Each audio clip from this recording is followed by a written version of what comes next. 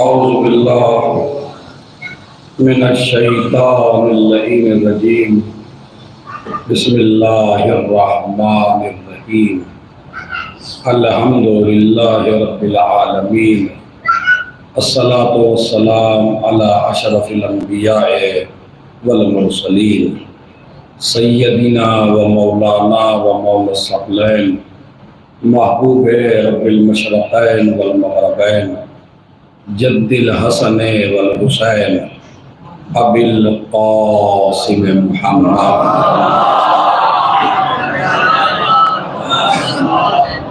व अला अहले बैतिही अत्तय्यबीन अत्ताहिरीन अल मासूमीन अल मज़लूमीन अल्लज़ीना अज़हबल्लाहु अन्हुमुर रिज्स व तह्हरहुम तत्हीरा।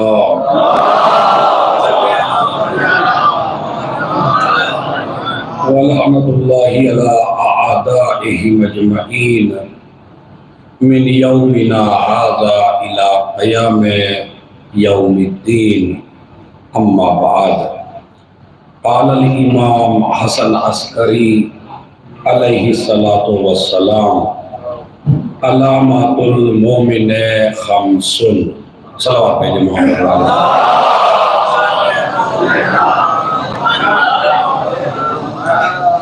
मौज़ू गुफ्तगू है हमारे 11वें इमाम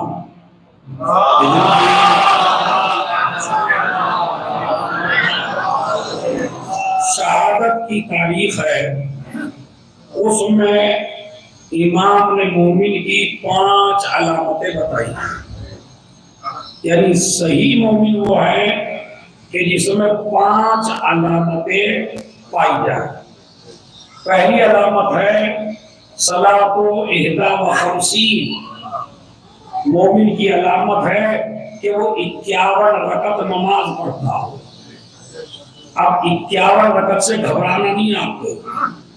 ये तो सुबह की नाफिला है, ज़ोहर असर की नाफिला है, मगरिब व इशा की नाफिला है, नमाज शब है और ये वाजिब नमाजें हैं। ये सब को मिला के 51 रकत होती है। कभी आप समझे अलग से पढ़ता हो, नहीं, यही सब है कि जो नमाजें पढ़ी जाती हैं। 51 रकत नमाज पढ़ता हो उसे मुमिन कहते हैं। उसके फौरन बाद का ज़ियारतुल अर्बईन।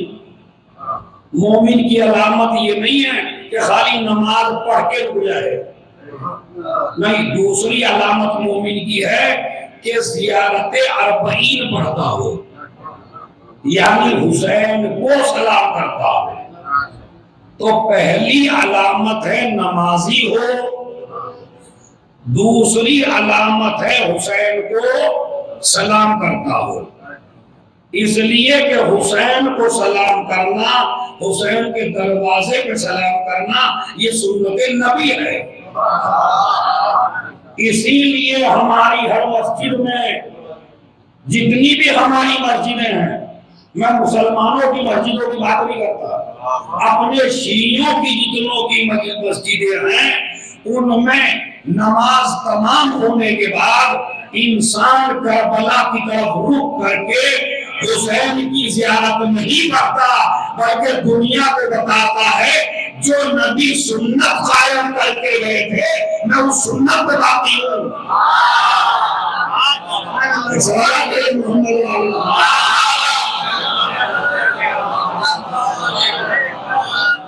तो असले सुन्नी हम हैं, हकीकी सुन्नी हम हैं। इसलिए कि नबी दरवाज़े फातिमा पे जाके नमाज के बाद सलाम किया करते थे। तो अगर आप भी सुन्नी हैं तो उन्हें सलाम करें जिन्हें नबी सलाम करते थे, और उन पे लानत पड़े जिन्हें नबी लानत करते थे। अभी तो सही सुन्नी बनेंगे। ऐसे थोड़े कोई बन जाता है कुछ कह रहे मैं तो सुन्नी हूँ, खाली बाल बढ़ा लेना या कुर्ते का थोड़ा सा लंबा कर देना, ये भाई सुन्नत तो है, मगर ऐसी सुन्नत नहीं है कि अगर आप छोड़ दें तो काफिर हो जाए। लेकिन ये जो मैं सुन्नत बता रहा हूँ ये ऐसी सुन्नत है कि अगर इनके दरवाजे को छोड़ दिया जाए तो आदमी काफिर हो जाए। कंधे में ध्यान है, खुशबू लगा के नमाज पढ़ेंगे चाहे किरदार से बदबू आती हो। ये हम तो सुन्नी, अरे भाई सुन्नी वो है जो रसूल की सुन्नत पर अमल करे। इससे तो कोई मुसलमान ये इतराज कर सकता कि सुन्नी उसे कहते हैं जो रसूल की सुन्नत पर सबसे ज्यादा अमल करे।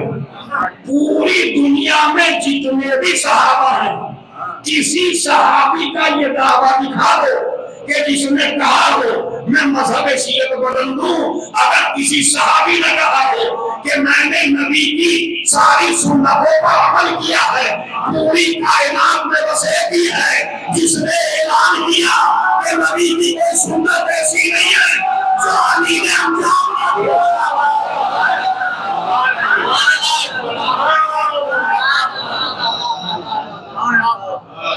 कोई ऐसी सुन्नत बताइए, कोई ऐसी सुन्नत बताइए जिसमें अली नाम लगी।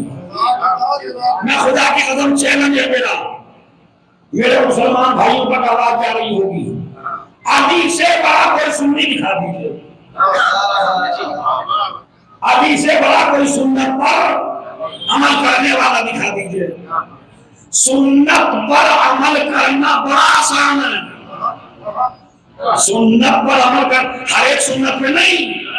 आपने वो मोटी मोटी सुन्नतें लेगी जिसमें अपना ही फायदा है, इसमें ना कुछ करना पड़े, क्या तो सुन्नी बने बैठे भाई। सबसे बड़े नबी की सुन्नत पर अमल करने वाला अगर कोई बंदा है, महजूब बलागा में कहते हैं कि मैं नबी के पीछे ऐसे ही चलता था जैसे ऊंटनी का बच्चा ऊंटनी के पीछे चलता। ऊंटनी का बच्चा अपनी माँ के कदम देख के कदम रखता। ये महजूब बलागा है कि मैंने नबी के कदमों पर हमेशा कदम रखा है। तुम तो अच्छा नबी तभी तो सुन्नत बनाएंगे जब जिंदा रहेंगे। भाई बहुत बड़ा जुमला है ये, तो शायद मैं नहीं कह पाया, मैं जो आपको सुना रहा हूँ। यानी नबी जब जिंदा रहेंगे काम करेंगे तो काम सुन्नत बनेगा, लेकिन अगर नबी जिंदा न रहे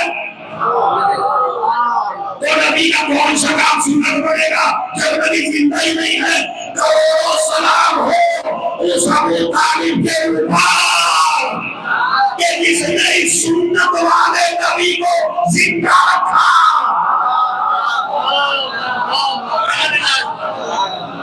कहां से सुन्नत पे अमल करते? अगर काफिर मिलते मार देते रसूल आज़म को तो आप किसकी सुन्नत पे अमल करते बताइए? तो इसका मतलब है आज जो आप सुन्नी हो तो ये भी एहसान अली के बाप का है।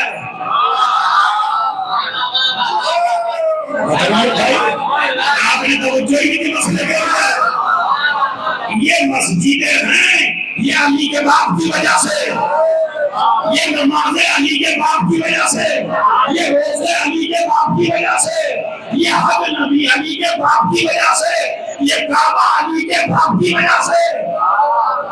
अगर अली के बाप को निकाल दोगे न काबा बचेगा, न कुरान बचेगा, न नबूवत बचेगी, न रिसालत बचेगा। एक सलावत पढ़ मोहम्मद।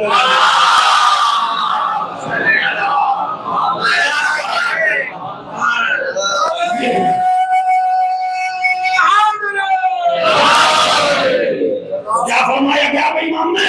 मोमिन की अलामत है नमाज पढ़ना और मोमिन की दूसरी अलामत है हुसैन को, लेकिन हुसैन को सलाम किए बगैर मामला बनता नहीं है। हमारी नमाज कबूल ही नहीं होती जब तक हुसैन की तरफ तवज्जो न हो। खुदा की कसम, इसलिए कि मैं हदीस सुनाता हूँ आपको।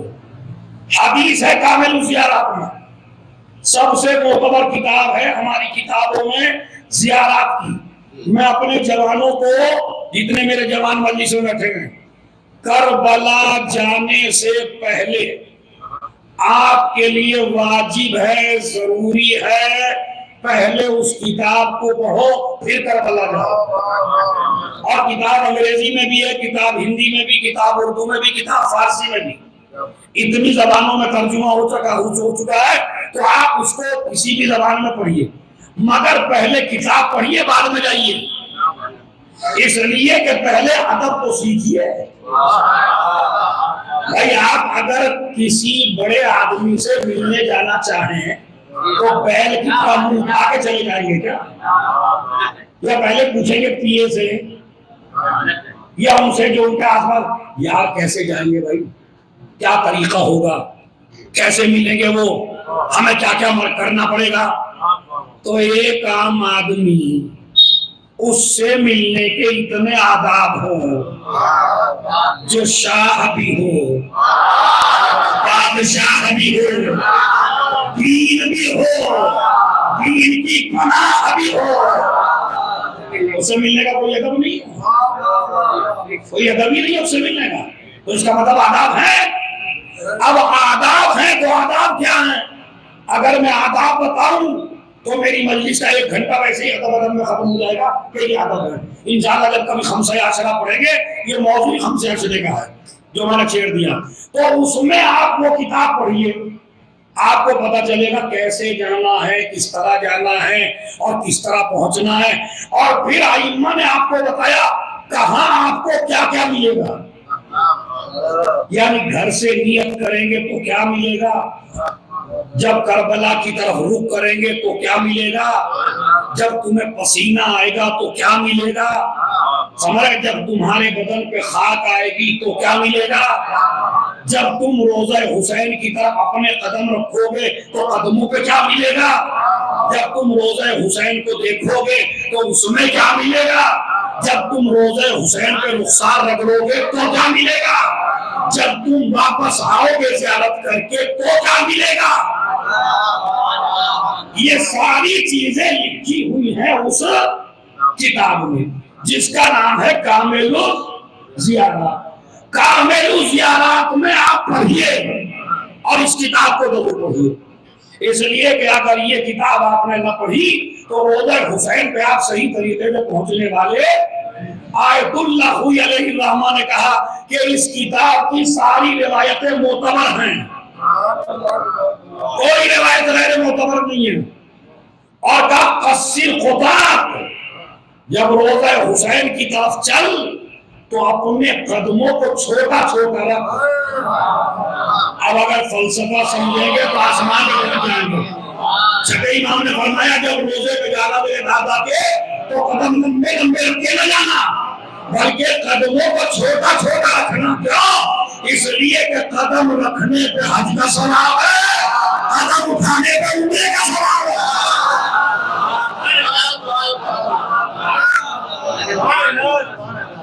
सलावत भेज दें।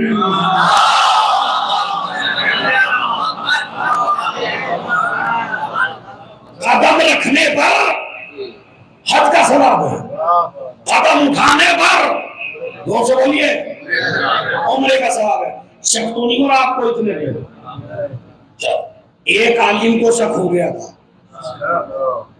इमाम जमाना ने आके टाइट कर दिया।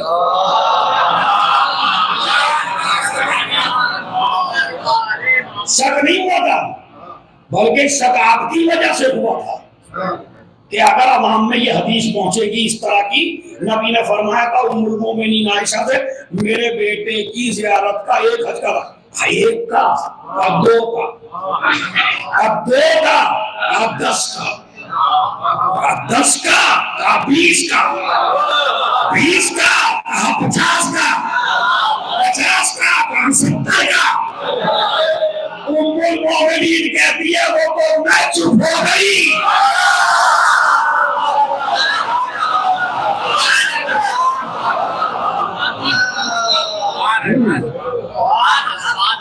क्या कहती है? मैं चुप हो गई, वरना रिवायत तो पता नहीं कहां से कहां तक पहुंचती। समझ रहे आप?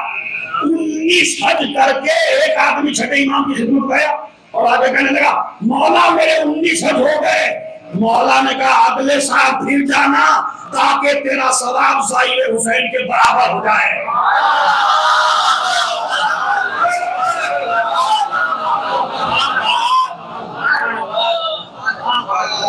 यह है नूरानियत, यह है अजमत, यह है शराफत।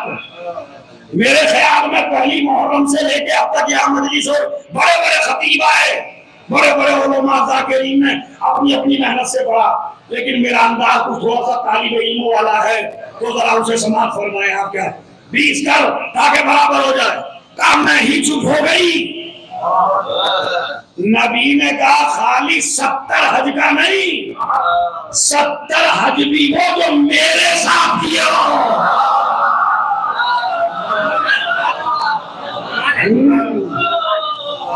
समझ रहे हैं आप?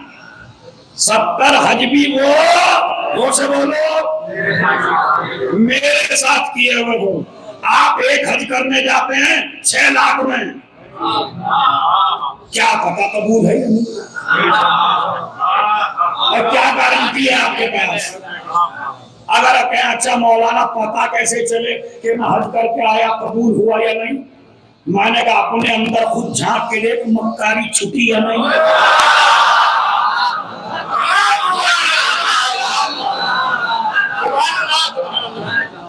ये क्या कोई और बताएगा तेरा कबूल है या नहीं? पहले देख तेरे अंदर मक्कारी पहले कितनी थी और अब कितनी है। यही मसला है। मौलाना इतनी आजादारी जो हमने की आखिरत में लगा कबूल है या नहीं? तो 9 रबीउल अव्वल इसीलिए तो ईद है ताकि पता लगाया जा सके कौन हक में रहता है।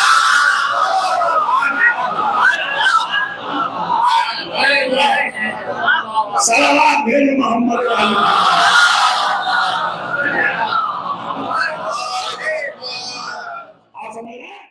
बस मैं इसको तमाम करूं ये कहकर कि हमारा हर इमाम 11वां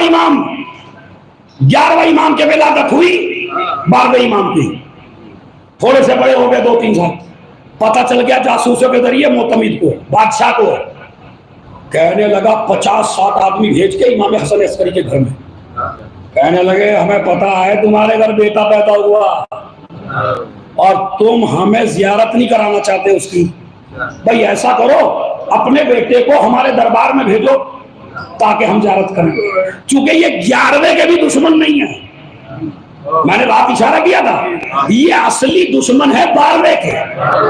यानी इनकी 11वें को मानने की ख्वाहिश नहीं है, इसलिए कि रसूल ने कहा है इन्हें 12वां मारेगा।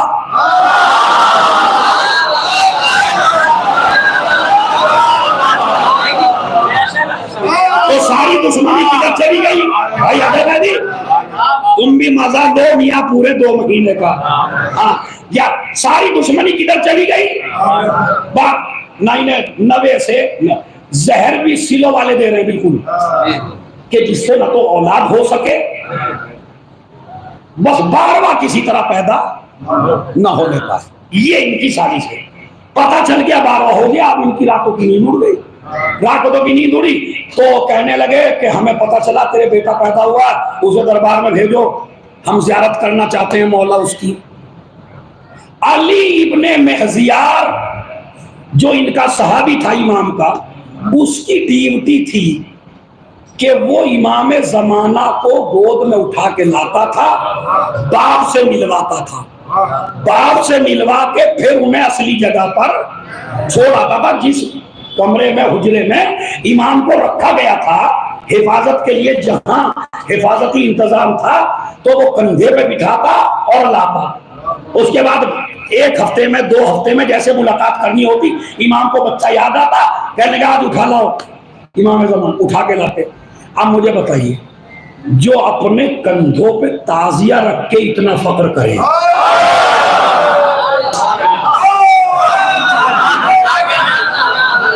तो जो रोज इमाम ज़माना को अपने कंधों पे बिठाए, बड़ा सबब है ना। एक मेरा मुनाजरा हुआ था अमरोहा में, मुनाजरा हुआ था, उस मुनाजरे को पूरा नहीं सुनाता, उसका एक नुक्ता सुनाता हूँ। तो उन्होंने ये कहा, तकरीर हो रही थी, मुकाबलाबाजी थी उसमें, तो उन्होंने कहा कि फला फला साहब का बहुत बड़ा शरफ था कि वो रसूलुल्लाह को अपने दोस्त पे बिठा गए, ले गए और गार तक छोड़ के आए, और पूरी फजीलत उन्होंने बयान की। मुझे कुछ नहीं कहना, आप घबराइए नहीं, मुझे पता मेरी आवाज जा रही है, तो मैं बिल्कुल दलील से बात कर रहा हूं आपसे। मेरे मुसलमान भाई सुन रहे हैं तो सुनिए। मैंने कहा भाई इससे बड़ा किसी सहाबी का कोई शरफ ही नहीं है कि जो नबी को अपने कंधों पे उठा ले, हम उसे सलाम करते हैं जिसने। लेकिन भाई इस शरफ में खाली वो ही थोड़ी हैं, उनका ऊंट भी है, उनका नाका भी है, उनका घोड़ा भी है, घोड़े पे भी बैठे, नाके पे भी बैठे, सहाबी के कंधों पे भी बैठे। मैं इससे बड़ा तारीख का आदमी दिखाऊं तुझे? कहने लगे क्या? मैंने कहा जो रसूल को कंधों पे उठाए, जब उसका इतना शरफ है तो जिसे रसूल उठा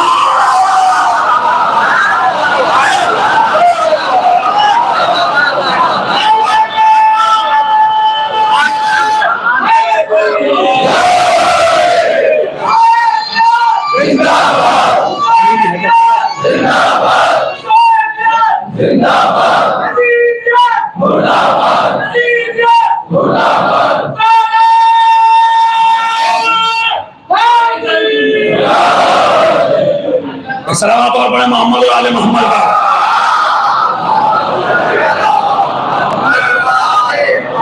खुदा की कसम मेरी आवाज भी मौला ने खोल दी, वरना मैं तो सोचा था यार अलविदाई मजलिस कैसे पढ़ूंगा। देखा हर चीज के मालिक वो है, कोई किसी का इख्तियार नहीं। वो बड़े बोलने वाले को गूंगा कर दे, वो गूंगे को सबसे बड़ा बोलने वाला बना दे, सारी शान उन्हीं की है। तो कहता है मेरा काम था कंधे पर उठा के ले जाना।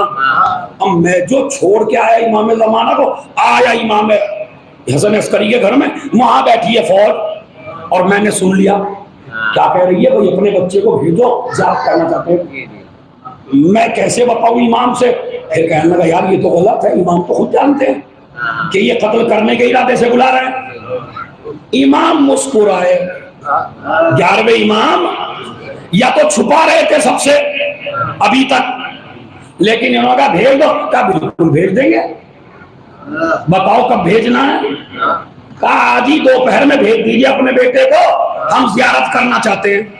कहा बिल्कुल आज ही भेजेंगे, आप जियारत कर लीजिएगा। अब अली इब्ने महजियार कहता है मौला को कैसे रोकूं, मौला ये मारने के लिए बुला रहे। फिर अकीदा कहता है मौला तो इमाम है, ये जानते हैं। कहने लगे मेरी तरफ इमाम देख के मुस्कुराए, ला तखफ, डरो नहीं, घबराओ नहीं, हुज्जत खुदा को लेके जाओ। अब मेरे दिमाग में बात आ गई, भाई कोई ना कोई मसला है, या तो इमाम छुपा रहा था, आज इमाम जाहिर करना चाहता, कल लेके आओ। कहते हैं मैं चला। अब जो मैं वहां पहुंचा तो वो बच्चा कहता है आने में इतनी देर क्यों कर दी?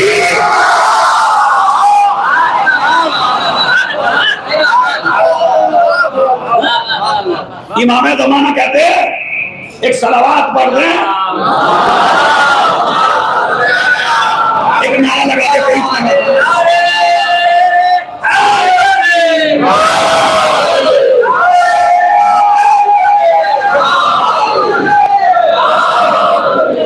बात सुनी। तो इमाम उधर इंतजार कर रहे हैं, लेके चला। कहते हैं मैंने इमाम को कंधे में उठाया। अभी तक ऐसा नहीं हुआ, कभी कभी निकलता था लेके, लेकिन आज जो हुआ, कहते हैं नकाब लगा रखी थी बच्चे ने, मगर नूर छन छन के निकल रहा, ऐसा नूर के सूरज की रोशनी कम पड़ गई, और हर आदमी के घर में इतना दिन सा निकल आया। औरतें बच्चों से कहने लगी देखो तो सही गली में क्या हो रहा है। औरतें छत पे चढ़ी बच्चों को लेके, मर्द चढ़े, सारे इधर के निकले, सारे इधर के निकले। अली इब्ने महजियार कहता है इतना मजमा हो गया, इतना मजमा हो गया कि मैं इमाम जमाना को लेके निकलूं तो किस रास्ते से लेके निकलूं? इतनी भीड़, इतनी भीड़, इतनी भीड़। मैंने उन्हें इमामत का रास्ता दिया, तब मजमे ने मुझे रास्ता दिया बादशाह के घर तक, दरबार तक। नूर का वही आलम, मजमे का वही आलम। मैं सोच रहा हूं ये हो क्या रहा है। अब मैंने कहा अली इब्ने महदियार जरा और सोचो तो समझ में आ जाएगा। अरे भाई, विलायत का ऐलान अंधेरी कोठरियों में नहीं होगा। ये समझ गया, वो समझ गया।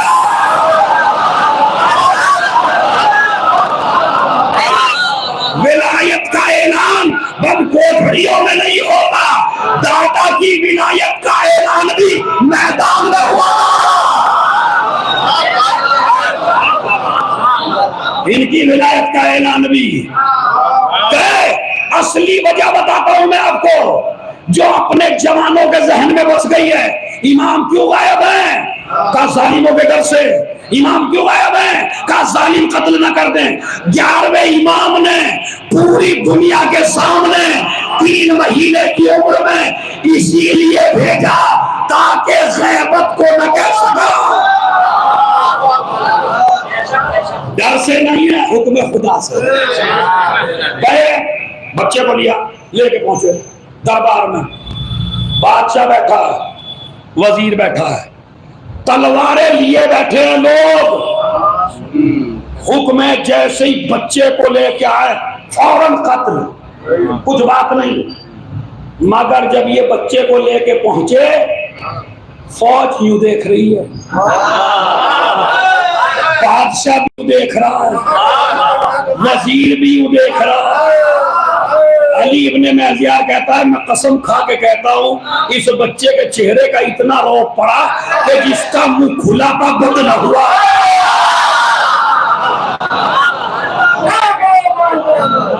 मेरे ख्याल में थक गए, आपको मैं छोड़ दूं।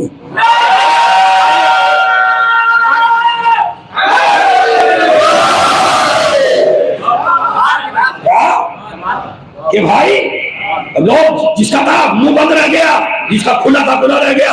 1 मिनट के बाद ऐसे जैसे होता ना भाई, किसी को चले गए।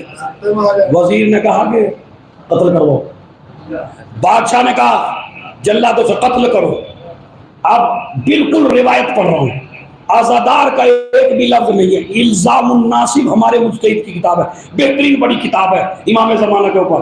कहते हैं उन्होंने यूं खींची, अब यूं ही लगे हुए हैं।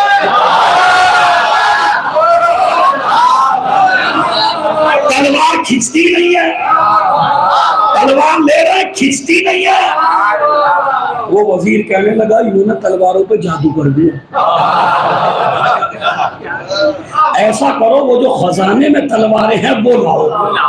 अब वो जो खजाने में तलवारें रखी थी ऐसे रखी थी, वो नहीं उठती। जिसके पास चाकू छुरी दबा, चाकू छुरी उठा लाओ। अब वो उस तरह है तो वो खुलते नहीं है, चाकू है तो वो खुलता नहीं है, चाकू है वो उठता नहीं है। कहने लगे खजाने का भी यही हाल है, खजाने में भी कुछ उठ नहीं रहा है हाथों से। आया दौर में और कोई टेक्नोलॉजी इस्तेमाल करो, सारी फेल है। अब समझ में आया आज के जवान की, जो ये कहता है बम बन गए, तोपे बन गई। इतने बड़े में तुम्हारा इमाम जुल्फ़िकार से क्या करेगा? पहला काम टेक्नोलॉजियां उसके इख्तियार है।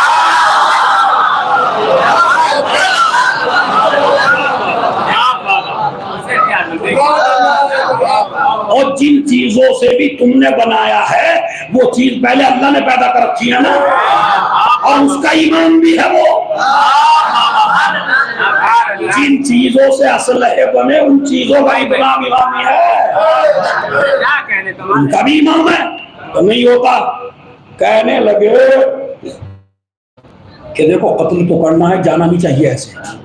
फिर का 3 शेर हैं बहुत भूखे, उन्हें उठा के लाओ। अब वो शेर है 3,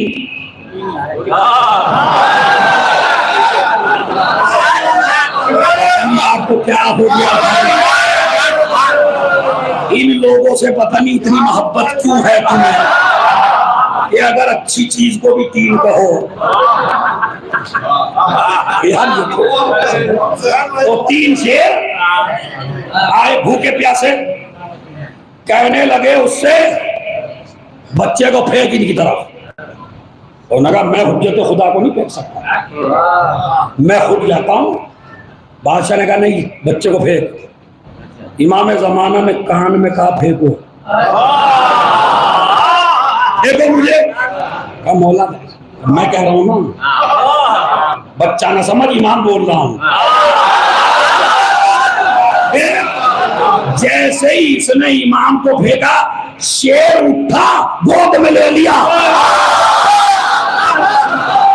जैसे एक खतीब का एक जुमला है, वाकई मैंने किताब से पढ़ा, फिर किताबों में सर्च किया कि किस किस आलिम ने इस वाक़े को पढ़ा, यानी किस किस की नजर पहुंची, तो एक मुझे मिला। उसने कहा ऐसे पढ़े शेर कि जैसे क़ारिए कुरान गिरते हुए कुरान को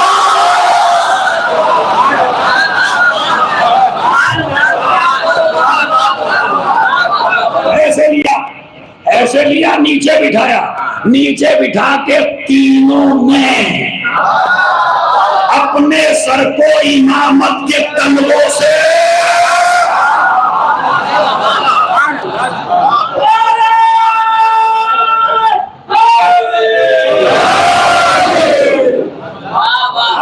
सलावत भेजे मोहम्मद वाले मोहम्मद का।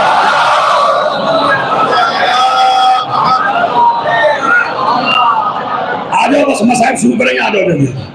सलावत पढ़े मोहम्मद वाले मोहम्मद का। सुनिए बस आखिरी जुमले हैं, आखिरी जुमले। कहते हैं उन तीनों ने अपने सर इमाम के कदमों से रगड़ना शुरू किए। कहने लगे भूख बड़ी लगी है, इनके बारे में क्या नजरिया है?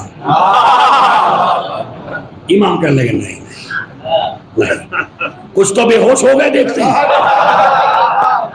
इमाम कहने लगे नहीं, अम्मा ये जितने दिन भी जिंदा रहे ये हमारी दी हुई सौगात है,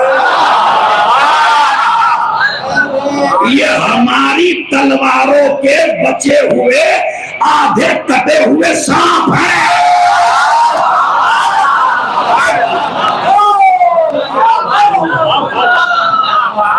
ये हमारे छोड़े हुए हैं, ये लुकमे मेरी जुल्फकार के हैं। भाई बहुत बड़ा जुमला था मेरा, ये लुकमे मेरे जुल्फकार के हैं। हमने कुछ दिनों के लिए मोहलत दे दी है, इसीलिए तलवार भी बांधी है, तलवार वाला भी बांधी है।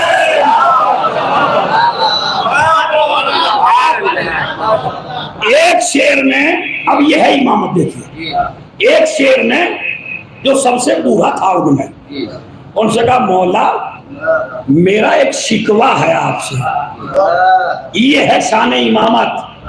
क्या कहा? मौला सुनिए भाई, मौला मेरा शिकवा है एक आपसे। कहा क्या? कहा ये दो शेर जवान हैं, मैं बूढ़ा हूं, ये मेरी ग़िज़ा का ख्याल नहीं करते, ये मेरा हिस्सा भी खा जाते हैं और मुझको ये नहीं देते, मेरी कमजोरी बढ़ती चली जा रही है। इमाम ने कहा ठीक है, मैं इनको तेरी जगह कर देता हूं। अब भी बैठे ही लोग क्या मैं इनको तेरी जगह कर देता हूं, तुझे इनकी जगह का मौला मकसद क्या है? का इन दोनों को बूढ़ा बना देता हूं, तुझे जवान बना देता हूं। कहते इमामत की जबान से लफ्ज़ निकला ही था,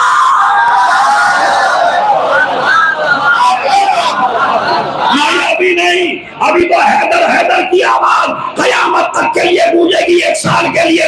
तुझे वो बना देता हूँ, उसको वो, उसे तू, इनको जवान, तुझे बूढ़ा। मौला इसकी जरूरत क्या है? अभी तो आपकी उम्र 3 की है, क्या यही तो बता रहा हूं, चूंकि रिवायत में मेरे नाना ने कहा है 12वां जब आएगा वो भी जवान होगा, वो जो फौज आएगी वो भी जवान होगी, वो जो जन्नत में जाएंगे वो भी जवान होंगे। 3 साल की उम्र में बता रहा हूं, जवानी बनाने का नुस्खा हमारे हाथ।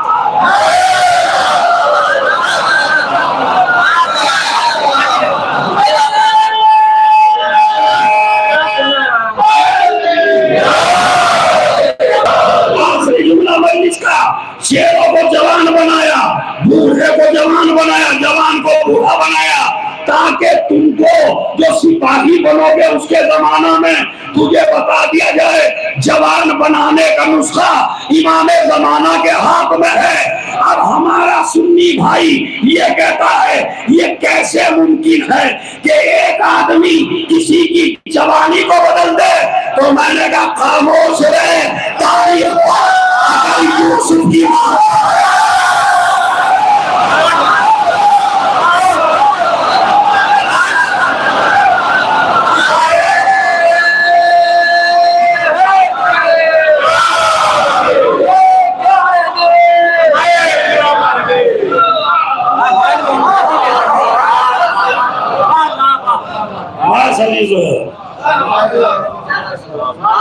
ये हमारा 11वां इमाम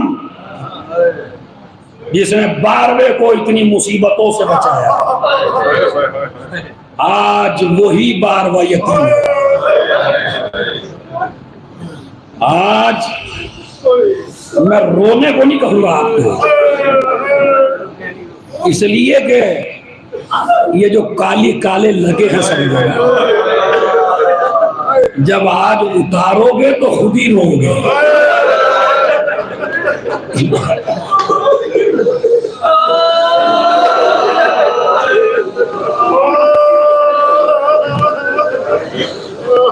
खुदा की कसम, मैं जहां भी मजलिस पढ़ने जा रहा हूं उस इमाम बाड़े को जरूर देखता हूं गौर से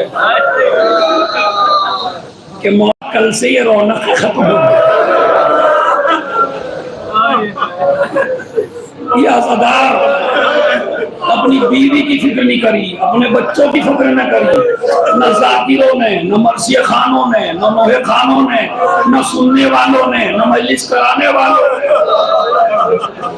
बस रात में भी हुसैन, दिन में भी हुसैन, इमाम बाड़े को सजाने में लगे हैं, अलम संवारने में लगे हैं, मतलब हर चीज के इंतजाम में लगे हैं। आज तुम्हारी ज़हमतें कमज़ोर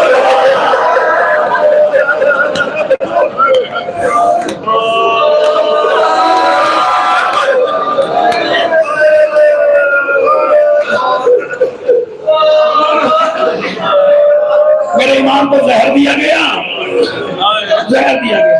जहर वो वाला नहीं दिया गया जो इमाम हसन को दिया गया, इनको जहर दिया कि ताकि रफ्ता रफ्ता जिस्म में असर हो।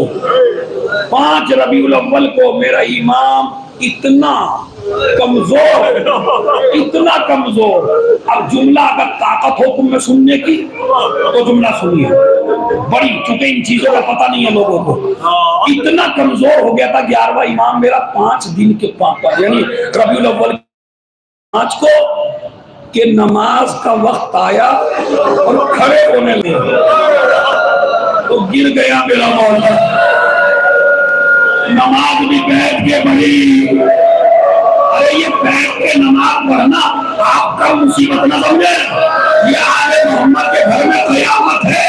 खाली सज्जाद ने यही तो देख लिया था, फूफी ज़ैनब बैठ के नमाज पढ़ रही है, फूफी अम्मा अरे बैठ के नमाज पढ़ो।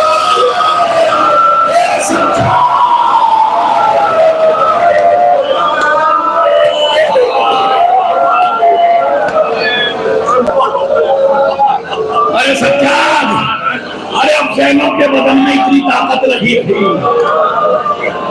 खाना पानी इतना कम आता है, अपने हिस्से का खाना बच्चों को खिला देती। ज़ैनब में ताकत नहीं रही, बैठ के नमाज पढ़ी। और अब जो 7 रबीउल अव्वल आई तो इमाम ने लेट के नमाज पढ़ी।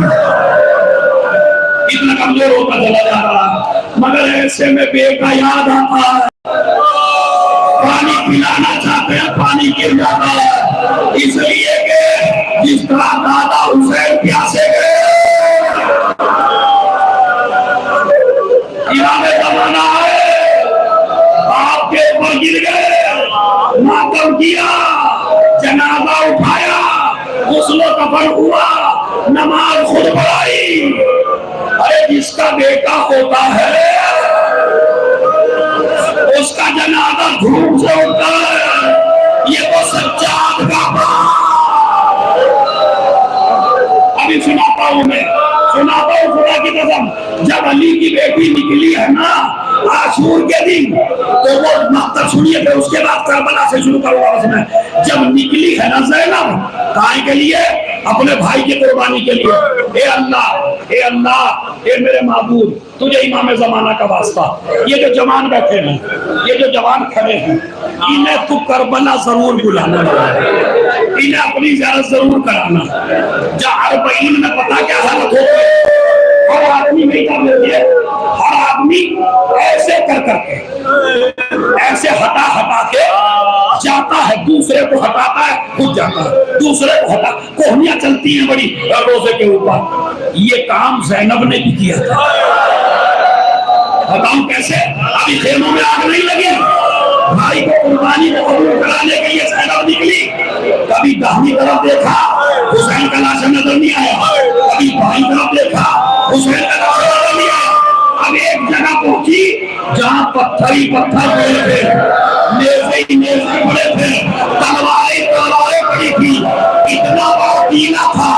ज़ैनब ने अपने हाथों से उन तलवारों को हटाया, पत्थर को हटाया, फिर थोड़ा सा हुसैन का जिस्म नजर आया, एक जुमले का, अनंता फिर हुसैन, क्या तुम ही तेरा नाम होगा?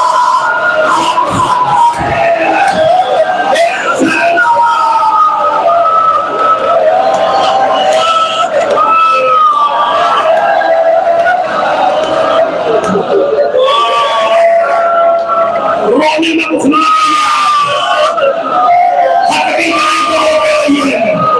न जाने कौन मर जाए, न जाने कौन जिंदा रहे। ये कौन से सकीना कहती है देख देख के, अम्मा अगर ये रोने वाले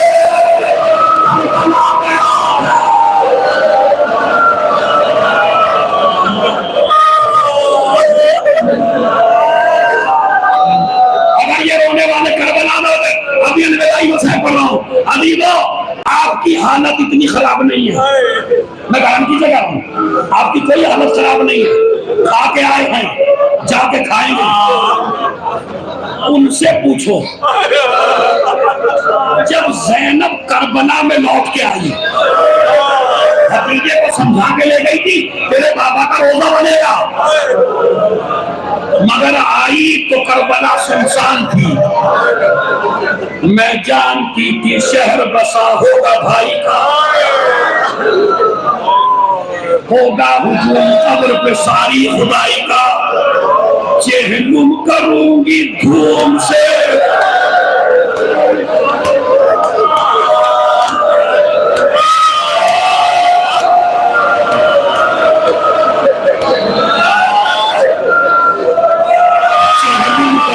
धूम से मैं करबलाई का, अरे पुरसानिया कोई नहीं ज़हरा की जाए, मुँह ढाकने को आप ही पल्ला भी लेती हूँ और अपने दिल को आप ही कुर्सा भी देती हूँ। इमाम सज्जाद की हालत यह है कि बार बार गशारा है, ज़ैनब को कब्र को भी देखना है, ज़ैनब को सज्जाद को भी देखना है। एक मर्तबा भतीजे का सर सालों पर रखा, अरे मेरे बच्चे, अरे तुझे तो सुन के गशारा है, और मैंने तो मैदान में मुसीबत ये सही थी, सज्जाद मेरा जिगर दे, और मैंने तो मैदान में इशारा देखिएगा, कयामत तक रोएंगे, और मैंने तो मैदान में मुसीबत ये सही थी, अरे भाई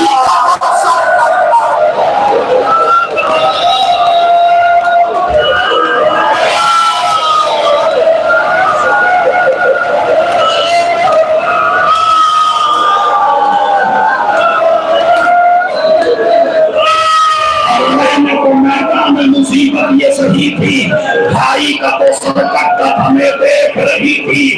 जब गुर्बत हुसैन की गुर्बत नजर पड़ी, नाते पे कितनी बार चाहिए।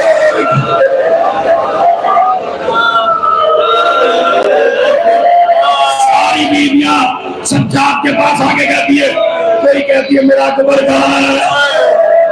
अब वो बीवी बताओ जिसने आके पूछा मेरा असगर कहाँ, सैयद सज्जाद मेरा असगर कहाँ। कहने लगे अम्मा इधर आइए, बारात का हाथ पकड़ा, कब्र हुसैन पे लाए। अम्मा तेरा लाल बाबा के सीने पे सो रहा, अरे मर जाते आप अगर समझ लेते तो। जब हुसैन की कब्र पे जाना करबला में तो असगर भी वही है, अकबर भी वही है, एक सीने पे लेता है, एक कैदी की तरफ है। हम समझ में आया था क्यों आकर हुसैन ने सकीना आदत बदल देगा। असगर मेरे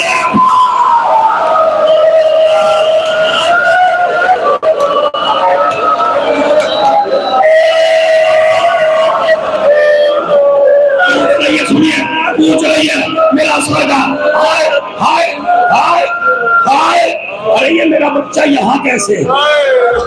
मैंने और हुसैन ने तो इसे खेलने के पीछे दफनाया था। अब पूछ रही है ताकि तुम रो सको। उसे तो पता है ना क्या हुआ। अगर माँ ना पूछे तो वाक़या कैसे लिखा जाए ताकि मेरे सीओ को पहुंच जाए। शायर नहीं बैठी जिंदगी भर, तो मेरा बच्चा क्या है, बाप के सीने का जोड़ा, ये यहाँ कैसे आया।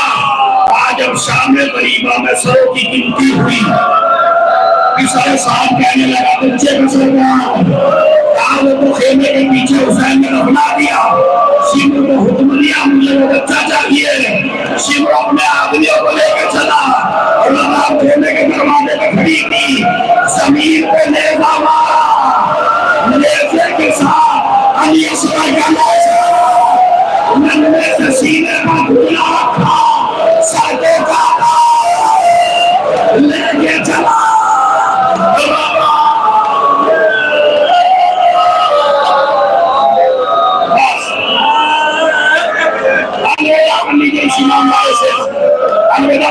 चले मदीना करीब आया, मदीने के दो दीवार नजर आए।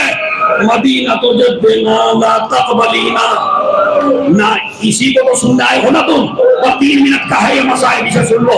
इसी का अलविदा ला तकबलीना, नाना के मदीने हमारे आने को कबूल न कर। अरे क्या मरसे, जब गए थे तो गोदियों में बच्चे थे, सरों पे वारिस थे, आए हैं तो न वारिस रहे न बच्चे रहे, मान भी उजड़ गई, गोद भी उजड़ गई। बशीर चला, जाके कहा ए मदीने वालों, मदीना लुट गया, मदीना रहने का काबिल नहीं रहा। अभी इसी तरह के मसाइल पड़ रहा है। एक ज़ईफ़ निकली उनके घर से, छोटे से बच्चे का हाथ पकड़ के, वो बच्चा आके कहने लगा ये तो मेरे बाबा का आदम है।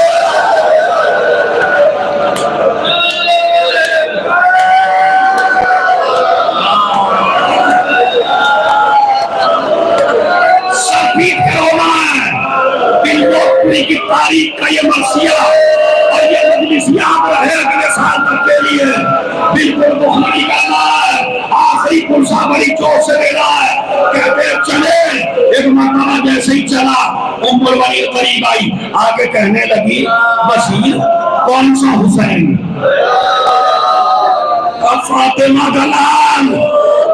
बशीर को झूठ बोलना है, तब क्यों मैं अब्बास का दूध ना वसूल।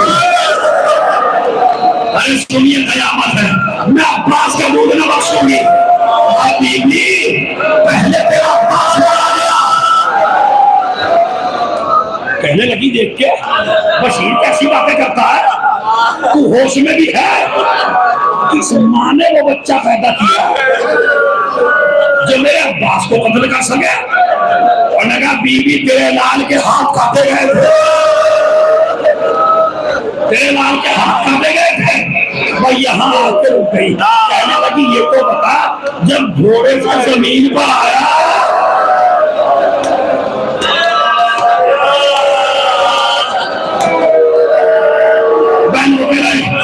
सुनिए, एक मरतबा जब बशीर ने बता दिया नबी का आज्ञा बड़ा है, पास शहर से बाहर ज़ैनब ने कहा नशे के अंदर नहीं जाऊंगी अभी, मदीने के अंदर नहीं जाऊंगी अभी, अपने भाई का पुरसा लूंगी। उम्र बनी चली, एक जुमला कहा देख के करबला की तरफ, अब्बास मुझे यकीन तो नहीं आता, लेकिन जब ये कहता है कि हुसैन कत्ल हो गए तो समझती हूँ आगे तू नहीं रहा, यकीन तो नहीं आता। जब ये कहता है ज़ैनब की जान मेरे, तो मुझे यकीन आ जाता। अरे सारी बातें छोड़, जब ये सुनती हूँ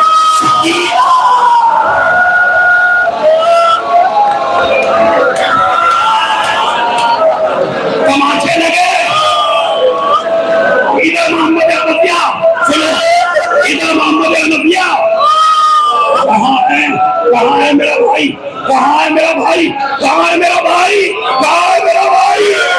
चलो चलो, मोहम्मद अहमदिया बैठ के चले, कुर्सी पे एक ज़ईफ़ सा आदमी बैठा था, मर जाओगे अगर समझ लोगे तो। कुर्सी पे एक ज़ईफ़ सा आदमी बैठा था, चचा को देखा उठ गए,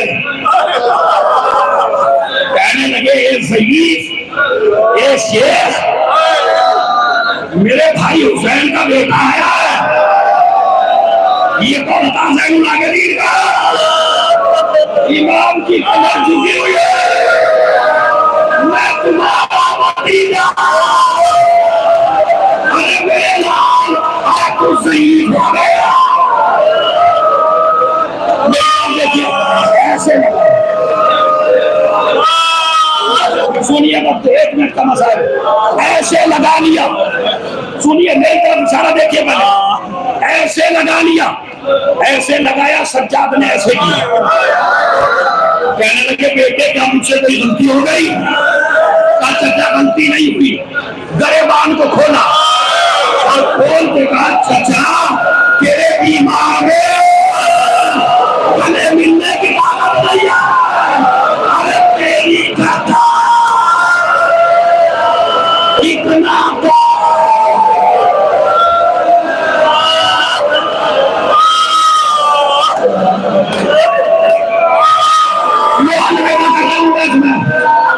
बहन से मिले, ज़ैनब भाई से मिली, बहन करना शुरू किए, शाम का वक्त आया, चलो मुझे नाना के पास लेके चलो, चलो मुझे नाना के पास लेके चलो, आपका तो मजमा कम है।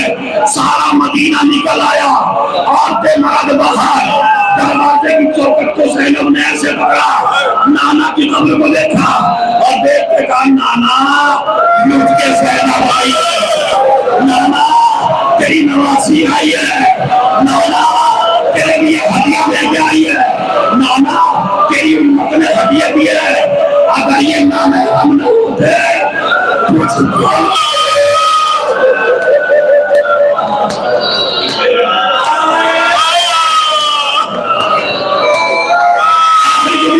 ये नाना, अगर ये नाम ना होते अपनी पुष्ट खोल के दिखाती, मेरी कमर पर